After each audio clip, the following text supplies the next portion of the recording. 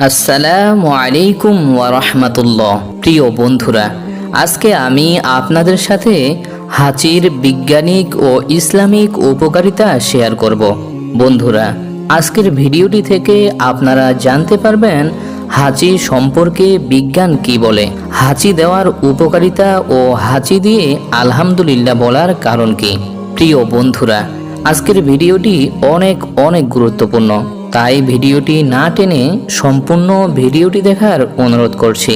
বন্ধুরা, হাঁচি সম্পর্কে হাদিসে এসেছে, হযরত আবু হুরায়রা রাদিয়াল্লাহু তাআলা আনহু থেকে বর্ণিত আছে, রাসূল করিম সাল্লাল্লাহু আলাইহি ওয়াসাল্লাম বলেন, আল্লাহর কাছে হাঁচি পছন্দনীয় এবং হাই অপছন্দনীয়।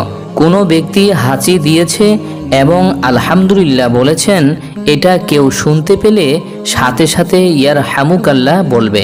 হাই এলে যথাসম্ভব তাকে নিবৃত্ত করতে হবে, কারণ মানুষকে হাই দিতে দেখে শয়তান হাসে, অর্থাৎ শয়তান খুশি হয়।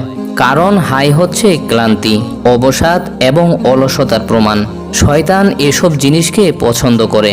প্রিয় বন্ধুরা, লাহোর ইসলামিয়া কলেজের ইসলামী বিভাগের প্রধান অধ্যাপক নাসরুল্লাহ খান বলেন, রাসূল করিম সাল্লাল্লাহু আলাইহি ওয়াসাল্লাম বলেছেন, কোনো মুসলমান হাঁচি দেওয়ার পর আলহামদুলিল্লাহ বলবে, যে ব্যক্তি শুনবে সে ইয়ারহামুকাল্লাহ বলবে। তারপর যে ব্যক্তি হাঁচি দিয়েছে সে বলবে ইয়াহদিকুমুল্লাহ। এ হাদিস শোনার পর একজন ইংরেজ মনে মনে চিন্তা করলেন, একটি সাধারণ কাজের প্রেক্ষিতে এত দোয়া পড়ার কারণ কি। তারপর তাকে জানানো হলো, এত দোয়া পাঠ করা অর্থহীন নয়, বরং এ দ্বারা আল্লাহর শুকর আদায় করা হয়। বন্ধুরা, গবেষণায় দেখা গেছে মস্তিষ্কের শিরায় বাতাস থেকে থাকে। সেই বাতাস প্রেসারের মাধ্যমে বের করার জন্যে আল্লাহ তাআলা হাঁচির ব্যবস্থা করেছেন। সুবহানাল্লাহ।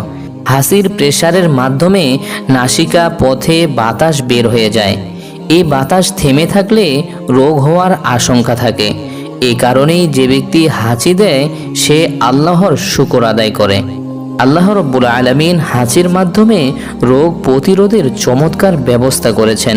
এ কারণেই রাসূল করিম সাল্লাল্লাহু আলাইহি ওয়াসাল্লাম হাঁচি পছন্দ করতেন। ইমাম আবু দাউদ রহিমাহুল্লাহর জীবনী রচয়িতাগণ লিখেছেন, ইমাম আবু দাউদ রহিমাহুল্লাহ বিখ্যাত মুহাদ্দিস ছিলেন। একবার তিনি নদীর তীরে দাঁড়িয়েছিলেন। পানির স্বল্পতার দরুন একটি জাহাজ তীর হতে 200-300 কদম দূরে অবস্থান করে থেমে আছে, তীরের নিকটবর্তী হতে পারছে না।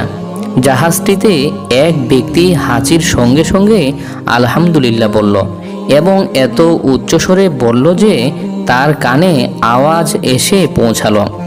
ইমাম আবু দাউদ রহিমাহুল্লাহ ছিলেন মহৎ লোকদের অন্তর্ভুক্ত, তাই ক্ষুদ্রতম নেকি লাভের সম্ভাবনা থাকলে তা ত্যাগ করতে তিনি নারাজ ছিলেন।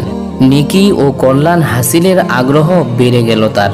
জাহাজটি দূরে অবস্থিত, তাই তার আওয়াজ সেখানে পৌঁছাবে না এই ভেবে তিনি 3 দিরহাম দিয়ে একটি ছোট নৌকা ভাড়া করে জাহাজে পৌঁছালেন এবং সেখানে গিয়ে বললেন, আলহামদুলিল্লাহ, আল্লাহ তোমার প্রতি রহম করুন। প্রিয় বন্ধুরা, ভিডিওটি আপনাদের কাছে ভালো লাগলে অবশ্যই একটি লাইক দিয়ে চ্যানেলটি সাবস্ক্রাইব করে ইসলাম প্রচারের স্বার্থে আমাদের সাথেই থাকুন।